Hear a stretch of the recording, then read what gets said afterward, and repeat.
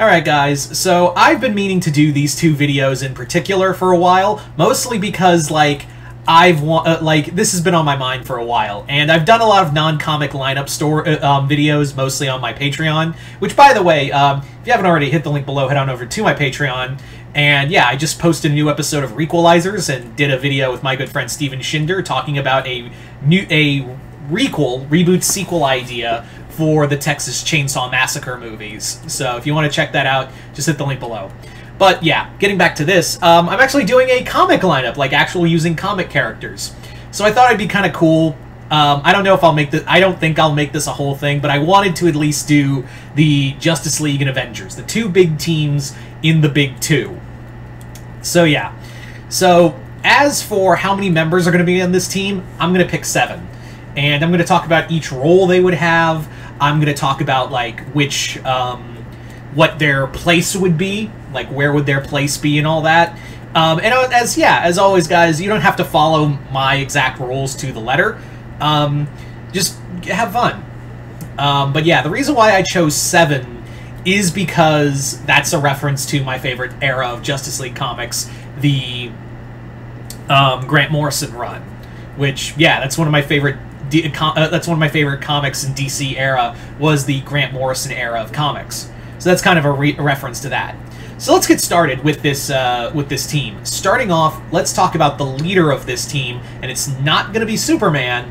It's actually going to be Martian Manhunter. Martian Manhunter, more than any other Justice League, any other DC character, has been so intrinsically connected to the Justice League. Whether he is chairman or leader, he has always been, like, in a major role with the Justice League.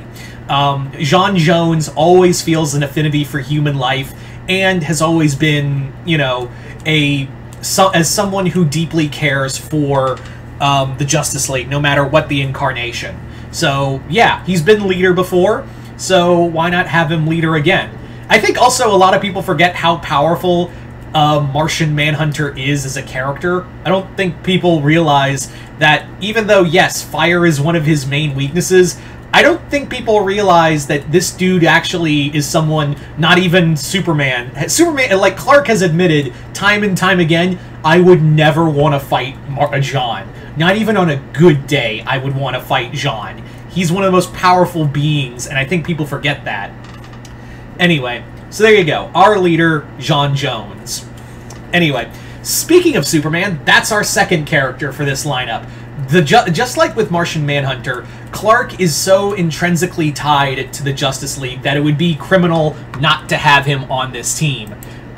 Clark is you know, like I said, Clark is very much tied to the Justice League as the Justice League is tied to him.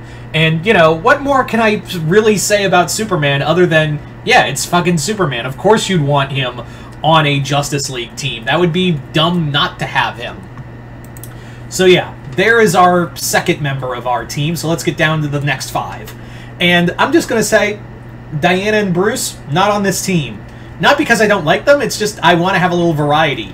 Really, like, the real two, I really wanted to have, like, I did want to have some pillars of the Justice League on this team. So having J'onn on here made a lot of sense because he's always been tied to the Justice League, and Superman is the heart and soul of the DC Universe. Of course I'd have him on the Justice League. So let's get into the next few characters for this Justice League, and that is, for our third member, Raven.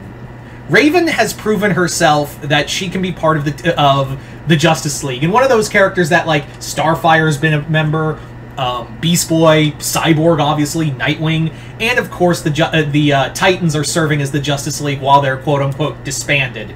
So having Raven on this team would be really cool. Having Raven as a member of the Justice League just seems right.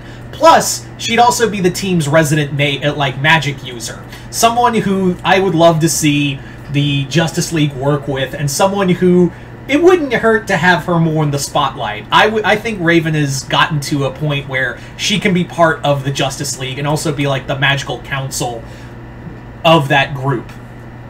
So yeah, Raven definitely makes the mark for being part of this Justice League team.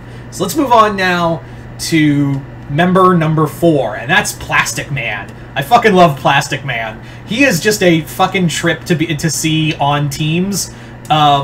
he's all like definitely the lighthearted member, but also just like with Jean, I don't think people realize how powerful of a being Plastic Man is. I don't think a lot of people realize how powerful he is as a character. It's not like with Elongated Man who just stretches. Plastic Man is on a level that I don't even think Mr. Fantastic or Reed Richards is a part of. This guy can morph himself into anything. In fact, the dude is so powerful. It's even been theorized that he could stretch himself over the entire planet if he really put his mind to it. Plus, Plastic Man, fucking hilarious. Like having him on, always a member of the Justice League is just perfect. At any time, he's one of those characters where you're always happy to see him just be a total goofball, but at the same time, you really like having him there because it's a reminder of oh shit, Plastic Man's actually kind of OP. So, yeah. So, there you go, Plastic Man. Anyway, moving on to our next character, and that is character number... 5. Character number 5 on this team is Vixen.